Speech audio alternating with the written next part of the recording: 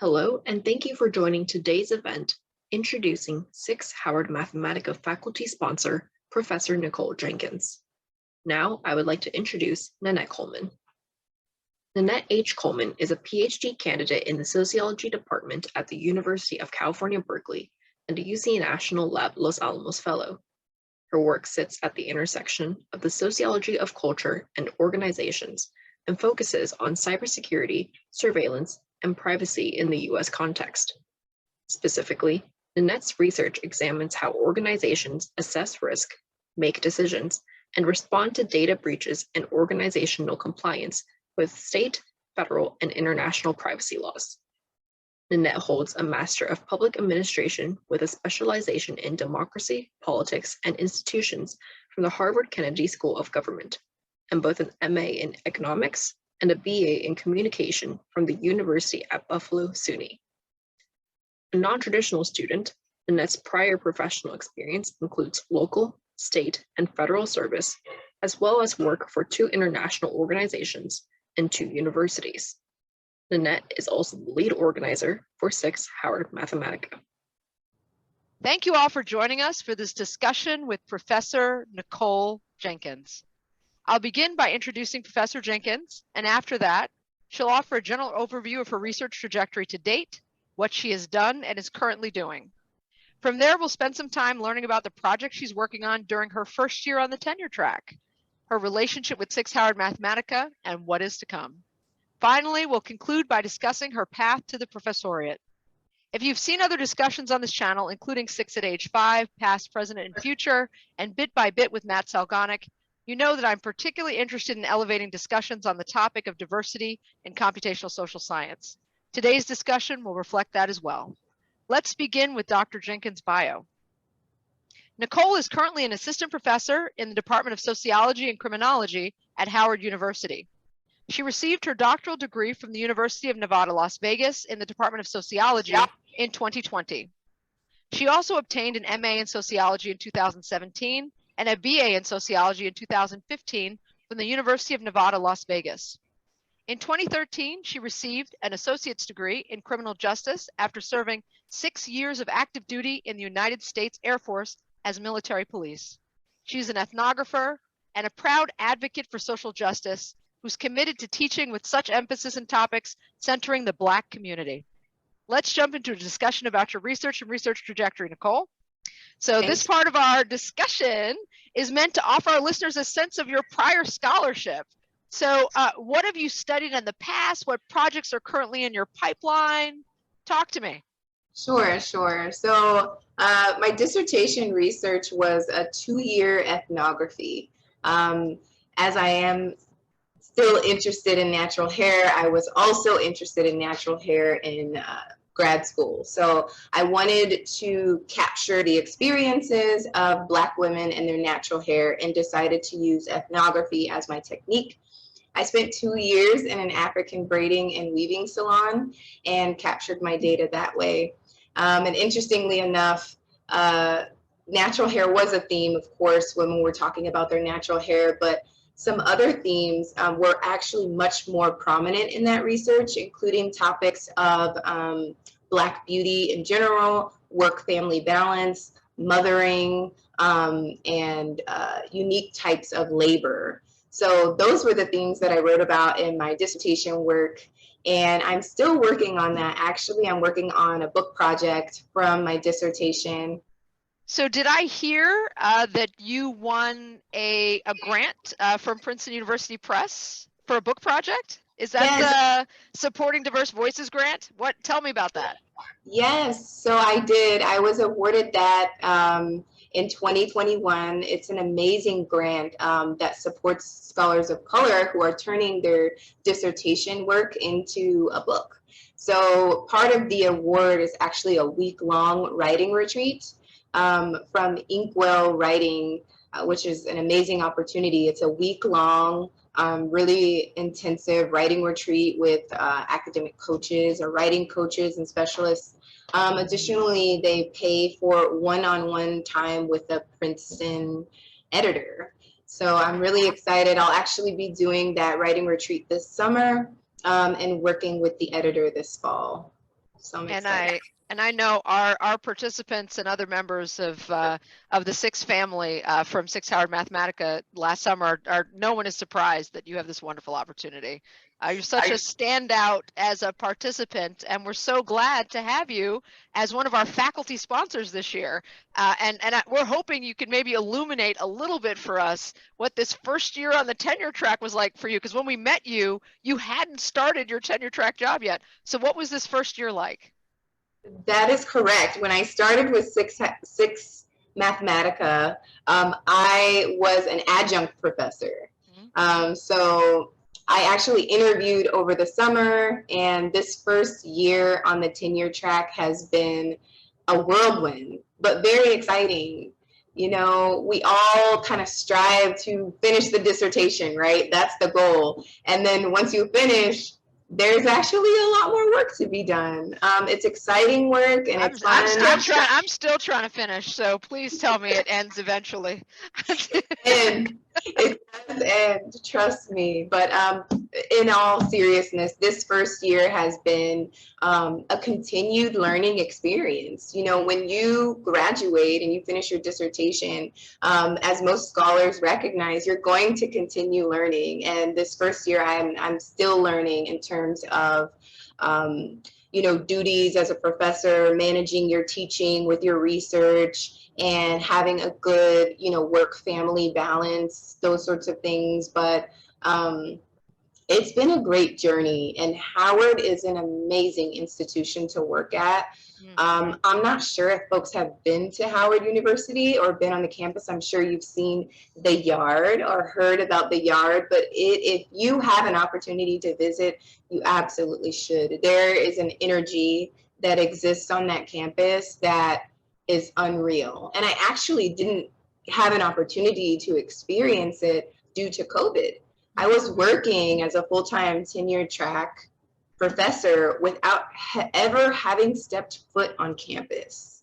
So really this semester was my first semester visiting my office and visiting the yard and different areas of the campus, historical areas of the campus, and it's really been wonderful. I'll just say one more thing about my experience. My first year on the tenure track is my colleagues are amazing mentors. It's like every person that I meet is like, who are you? What do you do? Oh, here's something I can help you with. Everyone. It is phenomenal. It feels so good to have a collegiate community like that. And I feel the same way because I meet so many amazing scholars, and I get so excited about their research, and then I have something I can share with them, right? So I think it's just the community around Howard. That's just how folks are operating there, and I am elated to be a part of it. It's wonderful. Given how many amazing firsts you've had becoming an assistant professor at Howard, and also with this book project, the Princeton University Press Diverse Voices Grant, you have me thinking that we should do a Twitter takeover with you at some point and maybe send out a bunch of pictures so all of us can experience what it's like to be in these spaces that we all hope to be a part of in the future. I hope I can convince you to maybe take some pictures and do a Twitter takeover with us, maybe? Maybe that sounds fun. That sounds fun. Okay, cool. I know you enjoy fun, so I'm gonna try and get you to do that for us. I think our participants would appreciate understanding like a day in the life of you. You're just such a wonderful model for our program, and again, super happy that you came back as one of our three sponsoring faculty members for the 2022 Institute. So I'm so glad to be here. Thanks. Oh, okay. So why don't we talk about what's next for you as a scholar? What are the big projects that you're thinking about on the other side of your dissertation, on the other side of this book project? Are there any data sets that you'd love to get your hands on? Like, what's the big dream for you for next projects? Sure. So I'm actually continuing my dissertation research and creating a project called Global Crowns. That work is currently with IRB at Howard University. And in that project, I'm looking to capture the narratives and experiences of Black women wearing natural hair throughout the globe. So we know that hair discrimination, natural hair discrimination happens within the US. This is the basis of the Crown Act, right? And natural hair discrimination. A lot of folks are becoming more aware of this, but anti-Blackness as well as hair discrimination is a global phenomenon. So I don't only want to spread awareness within the US, but I also want to get a global capture of those experiences. So that's that project. I actually have some students that I'm working with over the summer who are just fascinated by the topic of natural hair and the Crown Act and collecting narratives. So I'm working with some student researchers over the summer for that project. But I also have another project with IRB at Howard entitled Mothers of the Mecca. So this is a co-directed project with a colleague of mine, Dr. Bahia Muhammad. And we are, again, capturing the narratives and experiences, but this time of parents at an HBCU. So we're looking for student, faculty, and staff experiences surrounding parenthood. And really the nature of the project is to not only capture those experiences, but the needs, right? What is important and how the community is operating specifically at Howard. We additionally are paired with a student-led organization called Mothers of the Mecca, who provide a host of opportunities for parents. Again, not just student parents, it's student, faculty, and staff. So we want to provide not only resources, but community around parenting, because it's difficult. It's difficult to juggle both of those hats. And, you know, part of my major identity as a scholar is that I am a mother.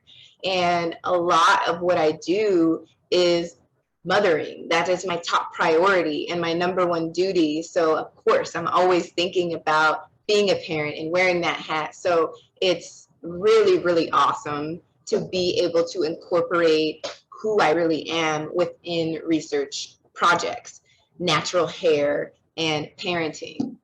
So. And for those of you who followed along last summer, 2021, or participated last summer, you'll recognize Dr. Bahia Muhammad as one of our faculty sponsors from last summer. And you'll also realize if you attended SICSS that you received a copy of her book. I believe it's called Mothering from the Field.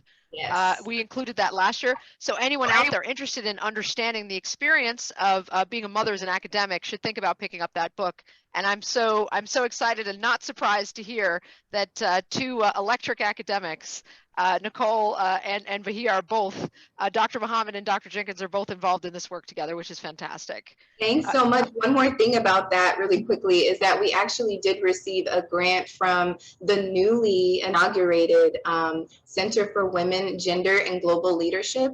That was just inaugurated last year at Howard, but they gave us a summer research grant. So we will also be working this summer with a few students getting that project started. Oh, that's fantastic. And who knows, maybe the both of you will return and tell us about that project next year. It's amazing to hear about all the incredible things happening at Howard. And I hope to have that electric experience on campus on the yard sometime soon. I have a few family members who've gone to Howard, and I'm looking forward to hopefully doing this program there live at some point. Yes, I'll be happy to see you when you come. That sounds like an invitation. Okay, I'm gonna take you up on that. I'm gonna come visit. Okay. All right, let's finish off our time together by discussing your background. Can you tell us about your path to the professoriate? So how did you know you wanted to live a life of the mind? When did you know what you wanted to study? And what advice might you offer to others considering this path? Wow, that's a great question. So I have, I would say, a sort of unconventional path. I knew always that I wanted to go to college, but I was certain that I would not be able to afford it. So I had started at a community college before I left my hometown, but quickly realized like this, I want to go. And where is your hometown? My hometown is Ridgecrest, California. Okay. Most people have not heard of this town. It's very small, but it's about a few hours from Los Angeles, LA. So people know where that is. But yeah, so I was going to community college there, quickly realized that not only was it not the end goal, but in terms of finances, it just wasn't a good match. So I ended up enlisting in the United States Air Force. I knew that they had some amazing educational benefits. The recruiters sold me. When they said those educational benefits, I was like, look, I'm in. So I was enlisted in the Air Force for 6 years. I was military police. I did do a tour in Iraq, and I was going to school throughout my enlistment. When I finished my enlistment, I ended up with an associate's degree. So that means it took me 6 years to finish an associate's degree while on active duty. While I was grateful for the free education, it just wasn't, again, the trajectory that I wanted. I ended up finishing my enlistment and then becoming a full-time student. So I became a full-time student in 2014, and it took me about a year to finish my bachelor's degree. I was packing on the classes because it was all I was doing. So I was like, this is like my job. So I took classes during summer. If they offered it in winter break, like if there's a class, I'm taking it. And then from 2015, once I got my bachelor's degree, this is when I knew that I wanted to get a PhD. I am a McNair scholar. Oh, me too. Yes, McNair. We're actually working on, side note, we're actually working on getting McNair at Howard. We just applied for the McNair grant there. I was part of that team that put that together, so I'm really excited. But I was a McNair scholar. A professor of mine encouraged me to apply and become part of the program, and that was extremely influential in my decision to apply to graduate school, and had a huge part in my confidence, building my confidence, because I knew what a PhD was, but everything in between, I was like, I don't really know anything about that, right? What it takes in terms of CV, what is a CV, letter of recommendation. The McNair program does a really great job in really fleshing that out and preparing students to apply. So at the bachelor's level, I knew that I was like, I really enjoyed school. That's going to sound kind of nerdy, but I was like, I love this. There's another nerd here with you. There's another blurred here, black nerd with you. Right? I'm like, I want to keep doing this. And it doesn't help, right? Or it does help that it was free. Yes, I was using my veteran benefits to go to school. Not only was my education free, but I was being paid a stipend for, you know, my tour to Iraq. So it was a good experience for me to be able to use those benefits. And once I got into grad school, I think it was a little overwhelming, right? I am a parent, and I was a parent then as well. So managing, I remember actually in one of the first meetings I had with my mentor, Dr. Renita Ray, who is amazing, by the way. We came together and it was like, okay, you finished your first year, right? What are your plans during the break? What are some goals that you have? And there were other students there, and there was one student like, I want to craft together an article and get a publication. Another student said, you know, I have this list of readings that I want to get done over the break. And I said, I want to potty train my son. And that was a real goal for me. Of course I wanted to read, and I was going to read, and of course I was going to write, but I needed to potty train my son, and that was a legitimate goal. And I think in the moment I felt a little embarrassed or inadequate, or where I was like, the space feels like maybe it's not for me. But I had an affirming also where I thought, you know, I'll always show up as myself. Yes. Because, you know, my experiences bring something different to the table for other folks out there who think that they don't belong. So I want to always show up as myself and always, you know, show that my family is a priority. And of course, I'm passionate about my research. And that's why I choose the topics that I do. So, yeah, I kind of went off on a tangent there, but yeah, but in a nutshell, that's. No, you were right on track there. And I have to pause and of course, thank you for your service. My father was enlisted in the Navy. He enlisted right before World War II. Wow. So thank you so much for your service. And it's hearing about your trajectory is inspiring to me, and I know it will be to others. Are there other mentors that you'd like to tell us about? You mentioned one there that are the reason you are. Are there other names that come to mind, people that have supported you along your journey? Sure. Definitely, I'll say her name again, Dr. Renita Ray. This was my mentor throughout grad school and remains a mentor of mine. I really encourage folks out there to secure that mentor that is going to believe in you, that is going to challenge you, that is going to support you throughout the complex experience of pursuing a PhD. Another mentor of mine is Dr. Georgianne Davis, who is also an amazing mentor in the same way. And I'm thinking about in terms of mentorship and like, what does that mean, right? What is a good mentor? And what I mean by that is one, the support, but also things like teaching folks how to network.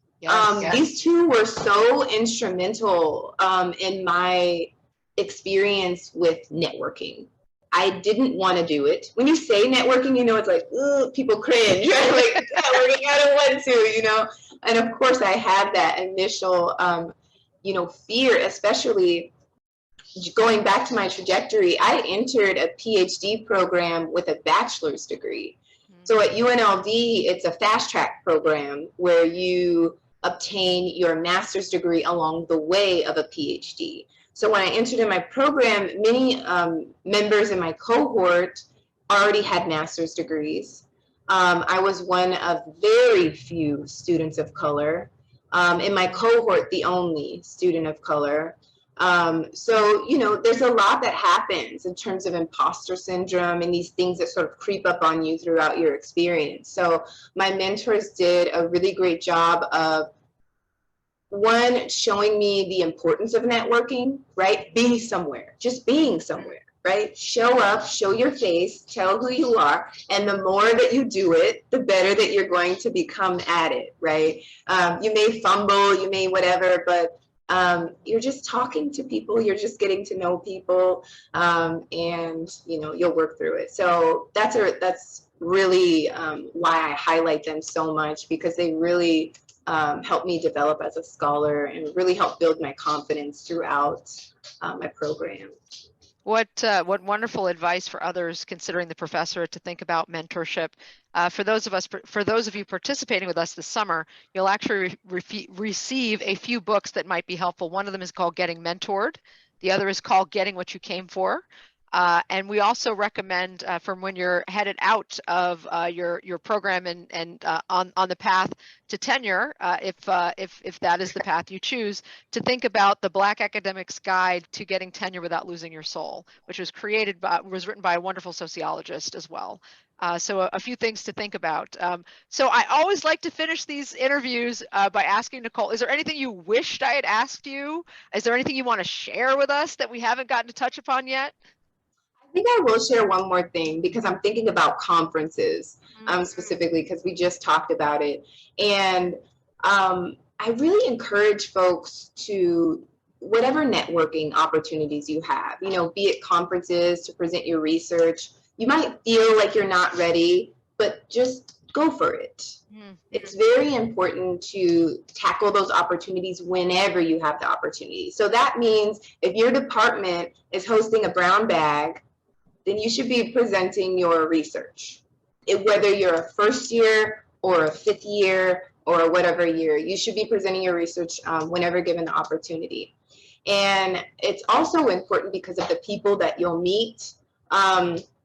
Actually, my very last conference that I attended, which was the Association for Black Sociologists, phenomenal conference. It was my first time there. It was in New York, and at that conference, I met folks from Howard University that I had never been, and I also met a very prominent ethnographer by the name of Dr. Elijah Anderson. Many of you may be familiar with his work, The Cosmopolitan Canopy, and he also just wrote a book, Black and White Space. But he saw a presentation of mine when I was a graduate student and invited me to do a presentation at the ethnography workshop at Yale University, where he is a Sterling professor. So putting yourself out there and networking and presenting your research whenever given the opportunity is only going to work in your favor. So I say whenever you have that opportunity to take advantage of it.